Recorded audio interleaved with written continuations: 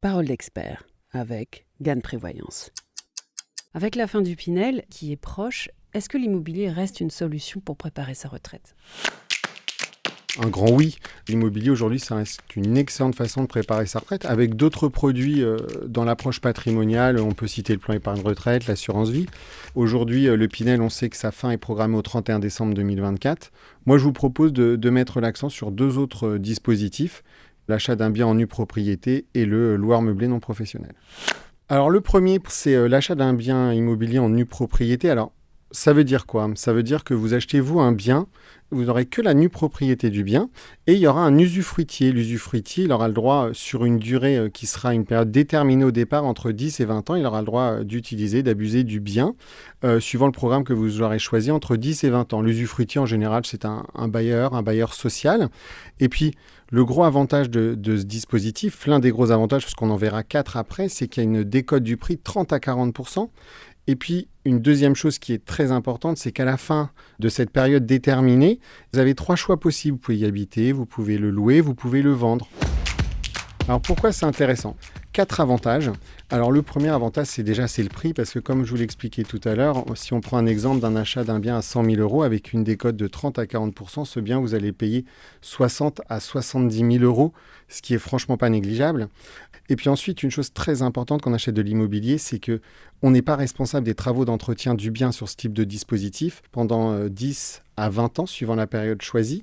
On n'a pas de charges au niveau de la toiture, des murs, les réparations, les charges de copropriété. Tout est à la charge de l'usufruitier. Donc ça aussi, c'est un avantage très important. On a un autre avantage qui est un avantage financier. On ne paye pas la taxe foncière vu qu'on n'est que nu propriétaire du bien et qu'on n'a pas la pleine propriété. Elle est à la charge aussi de l'usufruitier. Et une dernière chose, c'est que le bien n'intègre pas votre patrimoine immobilier, donc il ne compte pas pour le calcul de l'IFI. La deuxième façon de faire, c'est la location meublée non professionnelle. Gérer en bail commercial. Effectivement, c'est un peu long, mais les 2 derniers mots que je vous ai donnés, gérer en bail commercial, ont toute leur importance dans ce dispositif de préparation à la retraite. Pourquoi c'est intéressant ? Parce qu'on est dans un contexte commercial avec un bail qui est long. 10 ans renouvelables au minimum. Vous percevrez des loyers qui sont fixes, réguliers et réévalués, ça donne de la visibilité. De plus, vous n'avez pas de gestion, ou disons une gestion facilitée. On signe un bail commercial avec une société de gestion qui gère le bien immobilier. C'est la pierre angulaire de l'investissement. Donc vous n'avez pas à gérer les aléas du quotidien, comme les changements de locataires, comme l'entretien de l'appartement. Et enfin, important dans certains cas, vous pouvez récupérer la TVA sur le prix d'acquisition du bien neuf. Mais pour ça, il faut que la société de gestion propose au moins 3 services du type accueil, ménage, fourniture de linge et ou petit déjeuner. Alors bien sûr, il y a beaucoup d'autres solutions dans la gestion de patrimoine, dans la gestion de l'immobilier, mais là en 3 minutes, je ne peux pas tout vous dire et surtout, je ne connais pas votre situation personnelle.